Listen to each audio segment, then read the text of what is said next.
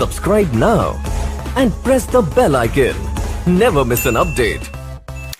नमस्कार दोस्तों, Mukesh education hub में आपका एक बार फिर से स्वागत है। दोस्तों, हमने आईपीसी की धाराएं पढ़ रहे थे, उसमें कुछ 5-4 धाराएं शेष बची हैं। इसके बाद हम दहेज प्रतिषेध अधिनियम चालू करेंगे।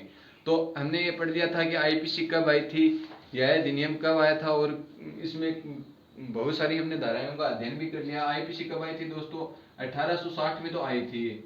और किसके काल में आई थी? लॉर्ड मैकाले के काल में आई थी, और लॉर्ड कैनिंग के काल में लागू हुई थी। तो लागू कब हुई थी? 1 जुलाई 1861 में यह लागू हो गई थी। दोस्तों, ये लागू कब हुई? 1 जुलाई 1862 में आईपीसी लागू हुई थी। आईपीसी का पूरा नाम भी पढ़ लिया था हमने, इंडियन पेनल कोड, भारतीय दंड संहिता इसका हिंदी में नाम था, जो हमने अध्ययन कर लिया। अब हम इसकी कुछ 5-4 धाराएं शेष बची हैं, उसका अध्ययन करते हैं। दोस्तों, धारा 24 में क्या बताया गया है? बेईमानी से संबंधित ये धारा है। कोई भी दुकानदार यदि कोई बेईमानी करता है, बेईमानी से संबंधित दोस्तों, ये किससे संबंधित है? दोस्तों, धारा 24 किससे संबंधित है? कोई भी दुकानदार बेईमानी करता है तो उसकी एफआईआर दर्ज कराई जाती है। दोस्तों, मैंने एफआईआर के बारे में बताया है कि एफआईआर कौन सी धारा में दर्ज करवाई जाती है? धारा 154 में एफआईआर दर्ज करवाई जाती है। एफआईआर क्या करवाई जाती है? दर्ज करवाई जाती है। इसके बाद में ये भी बताया था कि पुलिस के सामने, जो पहले हमने कौन पकड़ने के लिए आता है, पुलिस पकड़ने के लिए आती है, तो उसके सामने बयान कौन सी धारा में होते हैं? तो दोस्तों, पुलिस के सामने बयान धारा 161 बता दिया है मैंने पिछले वीडियो में। और 164 के सामने किसके सामने बयान होते हैं? मजिस्ट्रेट के सामने बयान होते हैं। ये पीछे की वीडियो में हमने अध्ययन कर लिया है। अब दोस्तों, बात करते हैं धारा 53 की। 53 में क्या बताया गया है दोस्तों? हम दंड की बात कर रहे हैं, तो दंड कितने प्रकार के दंड बताए गए हैं? इसमें आईपीसी में दंडों के प्रकार बताए गए हैं। तो इसमें कितने प्रकार के दंड है? दंड 5 प्रकार के दंड है। दोस्तों, आईपीसी में कितने प्रकार के दंड है? 5 प्रकार के दंड। ये वो प्रकार देखते हैं, कौन कौन से प्रकार के दंड हैं।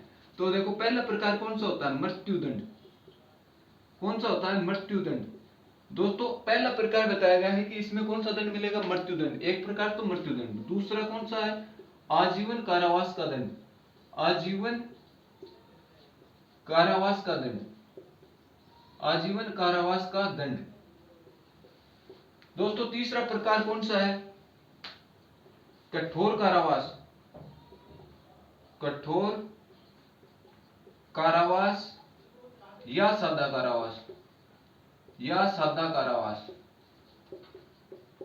कारावास। ये दोस्तों 3 प्रकार के दंड हो गए। चौथा प्रकार का दंड कौन सा होता है? संपत्ति का समहरण। चौथा दंड कौन सा है दोस्तों? संपत्ति का समहरण। मतलब संपत्ति की, कोई संपत्ति हरने का कार्य करता है, न्यायालय द्वारा कुछ संपत्ति ली जाती है उसके बदले, तो समहरण के संपत्ति का समहरण चौथा प्रकार है। और दोस्तों, 5वां प्रकार कौन सा है? 5वां प्रकार है जुर्माना। रुपए पैसे का जुर्माना वसूल करना। यदि वो जुर्माना नहीं देता है तो उससे इसमें कौन सा भी दंड सुनाया जा सकता है? कठोर कारावास का भी दंड सुनाया जा सकता है, या सादा कारावास का भी दंड सुनाया जा सकता है। दोस्तों, इसके बाद हम बात करते हैं धारा 54। धारा 54 में भी क्या बताया गया है? किसी भी व्यक्ति को मृत्युदंड की सजा दे दी गई है तो उसे लघुकृत करवाने का कार्य, तो मृत्युदंड को लघुकरण कराना, मृत्युदंडादेश को लघुकरण कराना। दोस्तों, मृत्युदंड का लघुकरण कौन करेगा? राष्ट्रपति करता है। राष्ट्रपति कौन से अनुच्छेद के तहत करता है? राष्ट्रपति करता है। और राष्ट्रपति कौन से अनुच्छेद? अनुच्छेद 72 के तहत।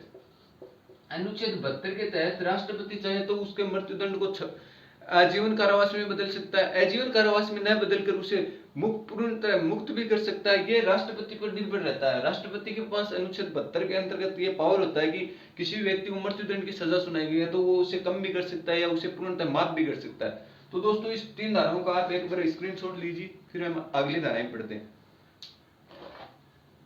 दोस्तों, स्क्रीनशॉट ले लिया होगा आपने। अभी हम धारा बात करेंगे 55 की।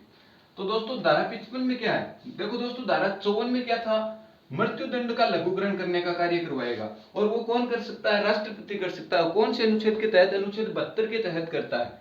अब धारा धारा 55 में क्या है दोस्तों? धारा 55 में है, कोई व्यक्ति को आजीवन कारावास की सजा सुनाई। आजीवन कारावास की सजा, आजीवन कारावास, आजीवन कारावास की सजा का आजीवन कारावास के दंडादेश को, के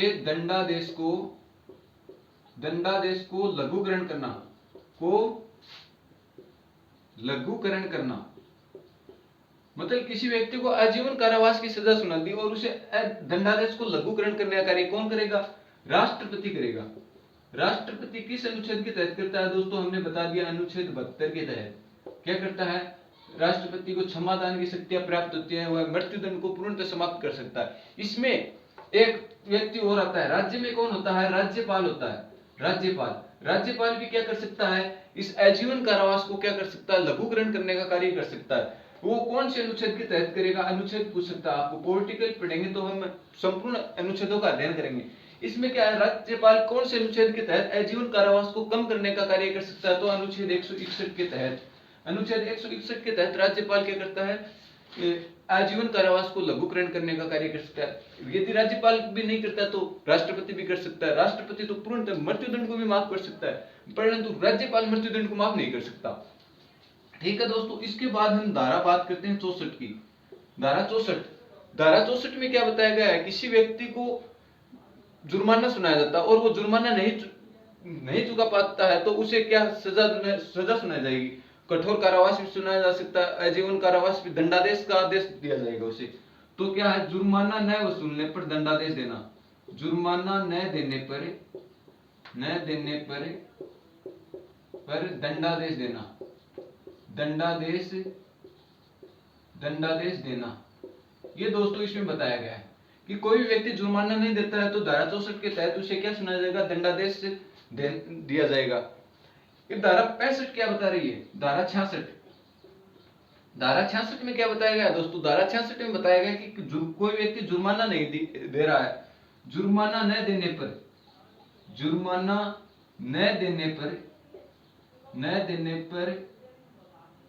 पर उस व्यक्ति को किसी भी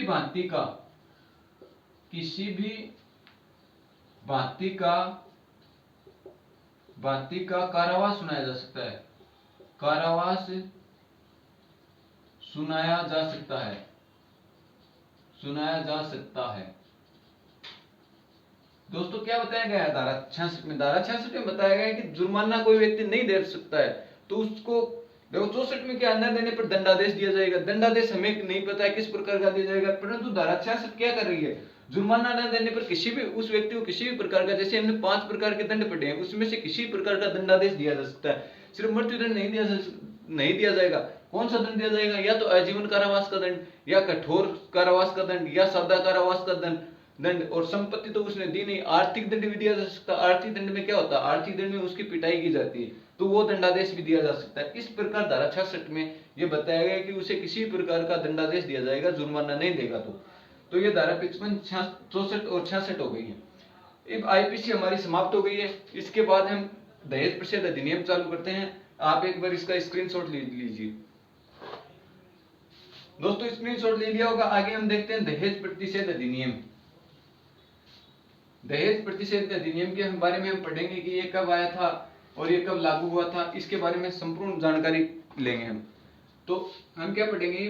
दहेज प्रतिषेध अधिनियम 1961। दोस्तों दहेज प्रतिषेध अधिनियम, दोस्तों इसे आजादी से पहले किस नाम से जाना जाता था? इस अधिनियम को, दहेज प्रतिषेध अधिनियम को आजादी से पहले, दोस्तों इसे आजादी से पहले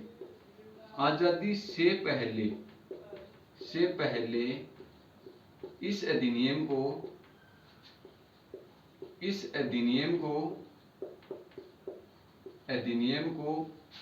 सिंध लेती देती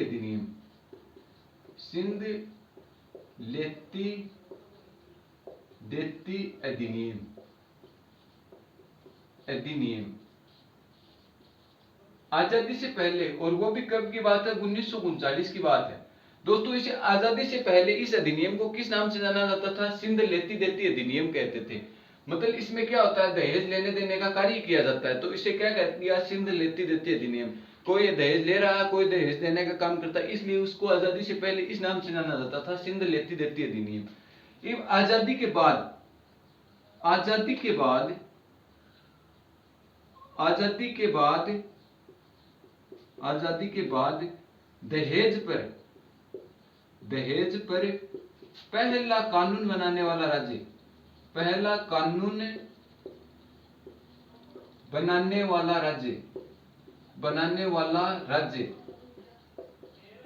राज्य कौन सा है दोस्तों? बिहार है। बिहार कब बनाया था? 1950 में बनाया था। पहली बार कानून कौन सा राज्य बनाया था आजादी के बाद? यदि हमारा देश स्वतंत्र कब हुआ था? 1950 को हुआ था। आजाद 1947 को हुआ था। उसके बाद इस पर पहला कानून कब बनाया गया था? 1950 में बिहार ने बनाया था। इसके बाद को किसने बनाया था? आंध्र प्रदेश ने। आंध्र प्रदेश ने दोस्तों कब बनाया था? 1958 में बनाया था। अब हमारे लोकसभा में भी ये विचार होने लगा कि क्यों ना हम ही इस दहेज प्रतिषेध अधिनियम पे कानून बनाएं। तो लोकसभा में पहली बार कब आया ये अधिनियम? तो ये अधिनियम अप्रैल 1959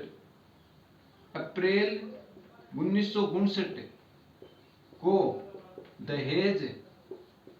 दहेज प्रतिषेध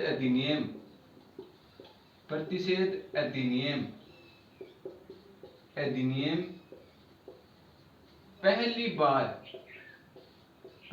बार लोकसभा में पेश हुआ।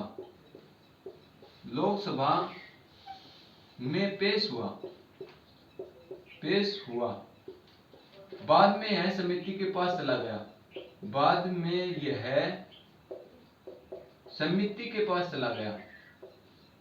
समिति के पास चला गया। दोस्तों ये लागू नहीं हुआ यहीं पे। अप्रैल 1959 को, 24 अप्रैल 1959 को यह पहली बार कब आया था? 1959 को दहेज प्रतिषेध अधिनियम लोकसभा में पेश हुआ। लोकसभा में ये पास नहीं हुआ और किसके पास चला गया? ये समिति के पास चला गया। इसके बाद दोस्तों क्या हुआ वो आगे पढ़ेंगे हम। पहले आप इसका स्क्रीनशॉट ले लीजिए एक बार।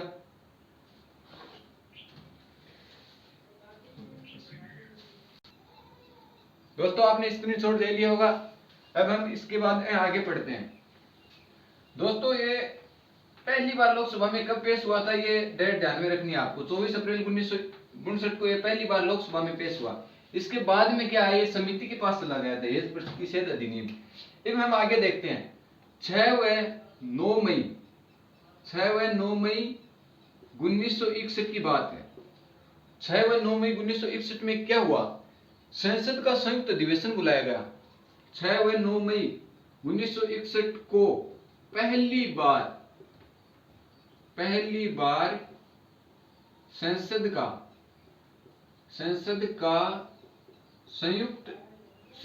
संयुक्त अधिवेशन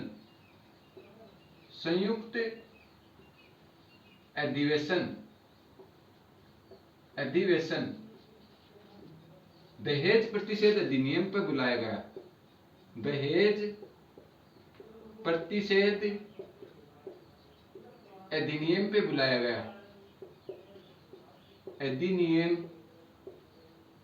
पर बुलाया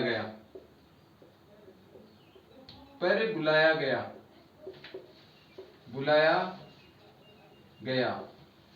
दोस्तों 6 व 9 मई 1961 में संसद में संयुक्त अधिवेशन बुलाया गया। पहली बार लोकसभा में संसद का संयुक्त अधिवेशन। अब दोस्तों संयुक्त अधिवेशन बुलाने का कार्य कौन करता है, पहले हम ये बात देखेंगे। दोस्तों संसद का संयुक्त अधिवेशन कौन बुलाता है? राष्ट्रपति बुलाता है। राष्ट्रपति के पास पावर होता है संसद में यदि कोई सत्र नहीं चल रहा तो सत्रावसान करने का, संयुक्त अधिवेशन बुलाने का। तो राष्ट्रपति संयुक्त अधिवेशन बुलाया। किस अनुच्छेद के तहत दोस्तों? अनुच्छेद 108 के तहत। दोस्तों अनुच्छेद 108 के तहत संसद में संयुक्त अधिवेशन बुलाया। किसने बुलाया? राष्ट्रपति ने बुलाया। इस संयुक्त अधिवेशन दोस्तों अभी तक हमारे संविधान में 3 बार संयुक्त अधिवेशन बुलाया जा चुका है। तो पहला अधिवेशन तो संसद पे संयुक्त अधिवेशन किस पे बुलाया गया? दहेज प्रतिषेध अधिनियम पर। इसके बाद में यह अधिनियम लागू हुआ। तो हम बात करते हैं कि दो और भी संयुक्त अधिवेशन बुलाए गए, वो किस पर बुलाए गए? तो दूसरा अधिवेशन, ये तो 1961 में, इसके बाद में 1978 में दूसरा संयुक्त अधिवेशन बुलाया गया। किस पे बुलाया गया? बैंकों के राष्ट्रीयकरण या बैंकों का केंद्रीकरण, बैंकों का केंद्रीकरण। दोस्तों 1978 में बैंकों के केंद्रीकरण पर संयुक्त अधिवेशन राष्ट्रपति द्वारा बुलाया गया था। तीसरा संयुक्त अधिवेशन कब बुलाया गया दोस्तों? 2002 में बुलाया गया था। और उस अधिवेशन को किस पर बुलाया गया था? POTA, पोटा पर बुलाया गया था। ये पोटा क्या होता है दोस्तों? इसमें तो क्या किया गया था? बैंकों का राष्ट्रीयकरण किया गया था दूसरे अधिवेशन में, संयुक्त अधिवेशन में, कि बैंकों का राष्ट्रीयकरण किया जाए, इसके लिए संसद में संयुक्त अधिवेशन बुलाया गया था और उसकी सहमति ली गई थी संसद के सभी विधायकों की। उसके बाद में राष्ट्रपति ने इसे मंजूरी दे दी, तो यह क्या बन गया? विधेयक बन गया और बैंकों का एक दूसरे बैंकों में विलयकरण होने लगा। ये 2002 में क्या है? पोर्टो पर बुलाया गया। ये पोर्टो क्या चीज है दोस्तों? 2002 में आपने सुना होगा कि संसद में एक आतंकी हमला हुआ था और उस आतंकी हमले को रोकने के लिए संसद में तीसरी बार संयुक्त अधिवेशन बुलाया गया। तो इसमें क्या है? पोर्टो किससे संबंधित है? आतंकवाद से संबंधित, आतंकवाद से संबंधित, आतंकवाद से संबंधित 2002 में संयुक्त अधिवेशन बुलाया गया। अब हम हमारे दहेज प्रतिषेध अधिनियम की बात करते हैं। तो दोस्तों दहेज प्रतिषेध अधिनियम को राष्ट्रपति की मंजूरी कब मिली? ये प्रश्न आएगा। तो 20 मई 1961 को राष्ट्रपति की मंजूरी मिली, राष्ट्रपति की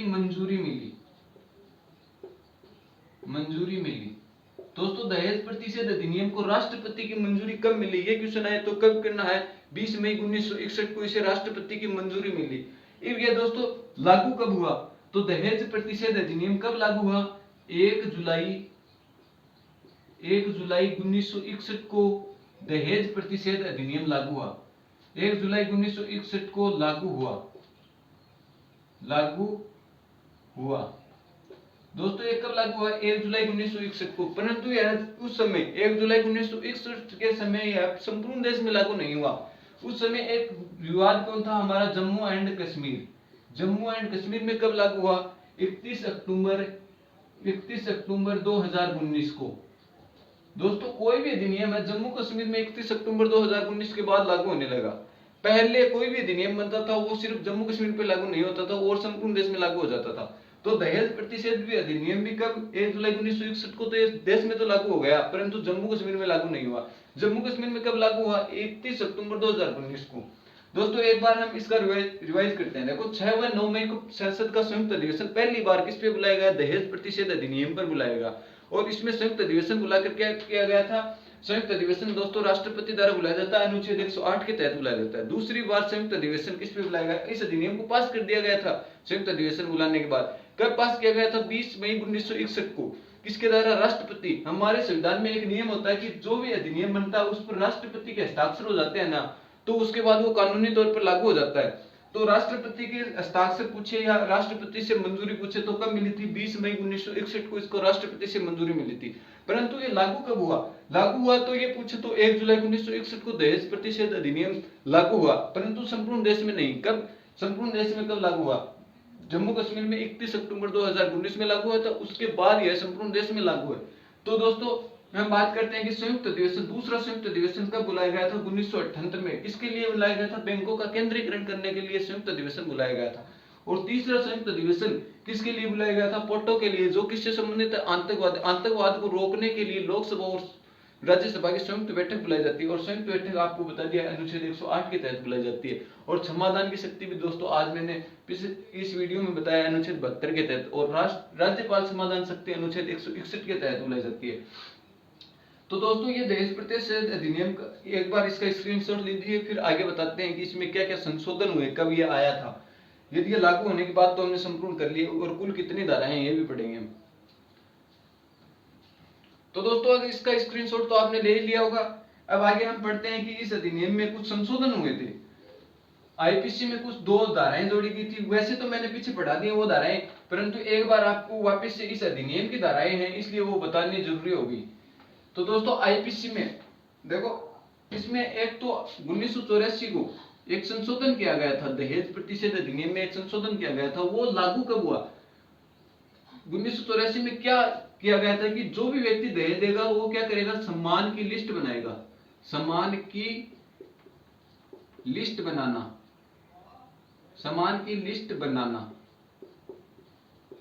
जो भी दहेज देगा वो सम्मान की लिस्ट बनाएगा। ये अधिनियम लागू कब हुआ? लागू की पूछे तो लागू 1985 में हुआ था दोस्तों। ये जी कोई भी व्यक्ति दहेज देता है, यदि कोई केस करना हो तो वो झूठा केस न कर सके, इसलिए ये अधिनियम बना दिया कि जो भी व्यक्ति अपने लड़की की शादी में जो भी दहेज देता है तो उसकी क्या बना जाएगी, लिस्ट बना जाएगी। जो भी अपनी बेटी को सामान देता है, दहेज तो देना कानूनी अपराध है, अपनी बेटी को कुछ भी सामान दे सकता है, तो उसकी क्या बनाएगी, उसकी भी वो लिस्ट बनानी अनिवार्य है। दुकान वाले का पक्का बिल होना जरूरी है, इसके लिए वो जब भी केस करेगा तो वो बिल देने अनिवार्य है, अन्यथा केस लागू ही नहीं होगा उस पर।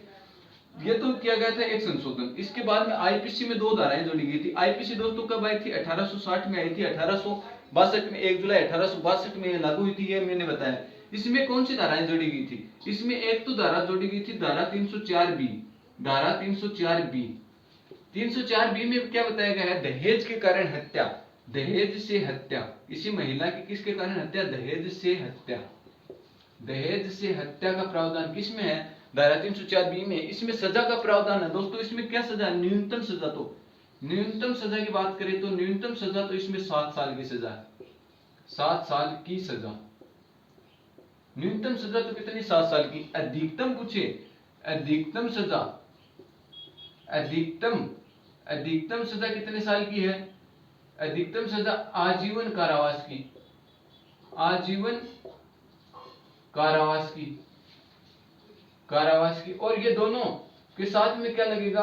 प्लस में जुर्माना और है, जुर्माना, जुर्माना और देना पड़ेगा साथ में। ये धारा 304 बी में बता रही है कि दहेज के कारण किसी महिला की मृत्यु हो जाती है तो उसको क्या मिलेगी? 7 साल की सजा मिलेगी, अधिकतम आजीवन कारावास की सजा और जुर्माना प्लस में साथ में और देना पड़ेगा। दोस्तों इसमें एक धारा जोड़ी गई है 498 ए। 498 के यहाँ किससे संबंधित है? ए, घरेलू हिंसा से संबंधित है। जो मैंने पढ़ा दिया आपको पीछे, घरेलू हिंसा से संबंधित, हिंसा से संबंधित। ये दोस्तों धारा किससे संबंधित है? घरेलू हिंसा से संबंधित। इन दोस्तों इस दहेज प्रतिषेध अधिनियम में कुल कितनी धाराएं हैं, ये बात भी हमें पूछ सकता है और इम्पोर्टेंट प्रश्न है। तो इस घरेलू अधिनियम में कुल धारा, तो कुल धाराएं कितनी है? कुल धारा इसमें 10 है। इसमें कुल कितनी धाराएं हैं दोस्तों? दहेज प्रतिषेध अधिनियम में कुल 10 धाराएं हैं। तो दोस्तों एक बार फिर से देख लेना, 1984 में इसमें संशोधन हुआ था। संशोधन में क्या बताया गया है कि सम्मान की लिस्ट बनानी अनिवार्य है। किसी व्यक्ति को सम्मान की लिस्ट बनानी होगी यदि वो दहेज देता है। ये 1985 में लागू हुआ था। आईपीसी 1860 में आई थी, उसमें कुछ संशोधन किए गए थे। और वो संशोधन कब किए गए थे? 1986 में किए गए थे। 1986 में ये दो नई धाराएं जोड़ी गई थी। कौन सी धारा? 304 बी, दहेज के कारण मृत्यु, जिससे दहेज से मृत्यु हो जाती है तो न्यूनतम सजा 7 साल की होगी या आजीवन कारावास की सजा होगी, और उसमें प्लस में साथ में क्या देना होगा? जुर्माना देना होगा। और 498 में घरेलू हिंसा से संबंधित है। इसमें कुल कितनी धाराएं हैं दहेज प्रतिषेध अधिनियम में? तो 10 धाराएं हैं दोस्तों। दंड के प्रकार बताए थे, कौन सी धाराएं बताए थे दोस्तों? धारा 53 में दंड के प्रकार बताए थे। 5 प्रकार का दंड होता है, तो उसमें देखो 7 साल की सजा, ये तो सजा के बारे में बताया गया। आजीवन कारावास का दंड बताया गया। दोस्तों आपका ये दहेज प्रतिषेध अधिनियम आगे की क्लास में और मिल जाएगा। यदि आपको ये वीडियो पसंद आ रहा है तो सब्सक्राइब और लाइक जरूर कीजिए और अपने दोस्तों को भी शेयर कीजिए।